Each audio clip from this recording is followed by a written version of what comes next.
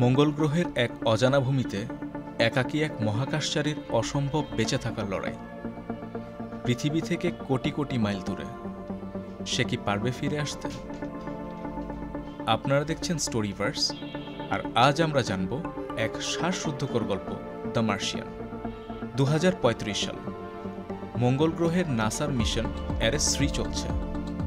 মঙ্গল গ্রহের দিন হিসেবে তাদের 31 সোল অভিযানের 18তম দিনে এক ভয়ঙ্কর ধূলিঝড় শুরু হয়।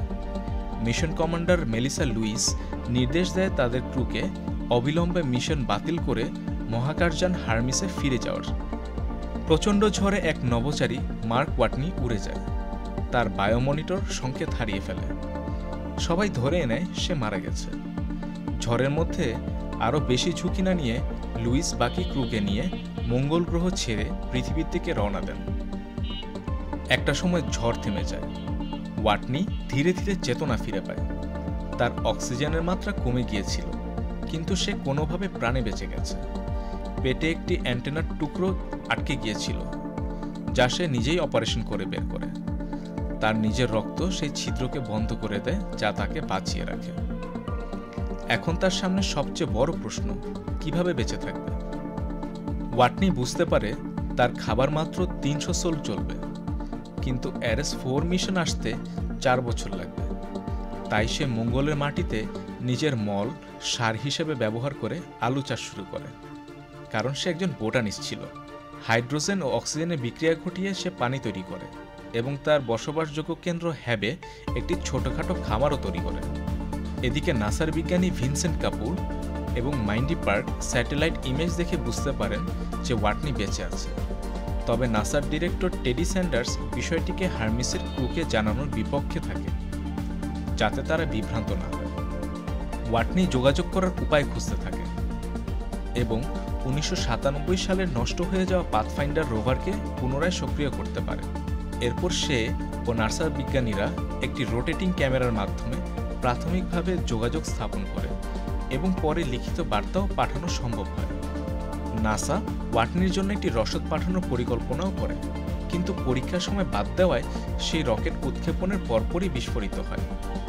একই সময়ে হ্যাবের একটি এয়ারলক বিস্ফোরিত হয়। ওয়াটনির আলু চাষ সম্পূর্ণভাবে ধ্বংস হয়ে যায়। চীনা মহাকাশ সংস্থা নাসাকে তার উন্নত বুস্টার ব্যবহার করার সুযোগ দেয়।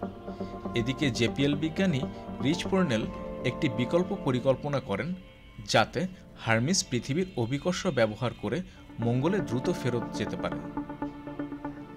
হারমিসের ক্রুও একমত হয় এবং গোপনে পরিকল্পনা কার্যকর করে। ওয়াটনি 3200 কিলোমিটার পথ পাড়ি দেওয়ার জন্য রোভার পরিবর্তন করে। সে 90 সোল ধরে জার্নি করে স্কিয়ার পেডি ক্রেটারে পৌঁছে, যেখানে এরিস 4 মার্স অ্যাসেন্ট ভেহিকেল ম্যাভ আছে। কিন্তু সেটিকে পুনরায় চালু করার জন্য অনেক অংশ খুলে ফেলা লাগে। ওয়াটনি ম্যাভতে উঠে মহাকাশে উৎক্ষেপণ করে, কিন্তু নির্ধারিত উচ্চতা অর্জন করতে ব্যর্থ হয়। হারমিস তার গতি এবং দিক পরিবর্তনের জন্য একটি বিস্ফোরণ ঘটিয়ে কাছাকাছি যায়। ক্যাপ্টেন লুইস ওয়াটনিকে ধরতে সক্ষম হয় না। তখন ওয়াটনি নিজের স্পেস স্যুটের গ্লাভসে ছিদ্র করে বাতাস বের করে নিজেকে হারমিসের দিকে ঠেলে দেয়, আয়রন ম্যানের মতো। ওয়াটনি ও হারমিসের ক্রু পুনরায় একত্রিত হয় এবং পৃথিবীতে আনন্দের ঢেউ বয়ে যায়। ওয়াটনি ফিরে আসে নতুন নভোচারীদের প্রশিক্ষণ দিতে শুরু করে। কয়েক বছর পরে এরেস 5 মিশন লঞ্চের সময় আমরা দেখি যারা এই উদ্ধার মিশনের অংশ ছিল তারা সবাই নিজেদের জীবনে নতুন পথে এগিয়ে গেছে। একজন মানুষের অবিশ্বাস্য প্রতিকূলতার বিরুদ্ধে লড়াই ও বেঁচে থাকার গল্প আজকের মতো এখানেই শেষ। কেমন লাগলো এই গল্প কমেন্টে জানাতে ভুলবেন না, এবং সাবস্ক্রাইব করুন আমাদের ইউটিউব চ্যানেল স্টোরিভার্স এবং লাইক করুন আমাদের ফেসবুক পেজ। আপনার সাপোর্টই আমাদের অনুপ্রেরণা।